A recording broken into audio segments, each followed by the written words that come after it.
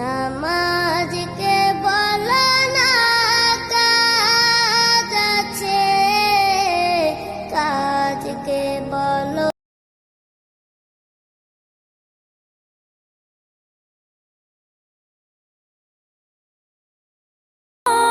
কাজ আছে, কাজকে বলো আমার নামাজ আছে।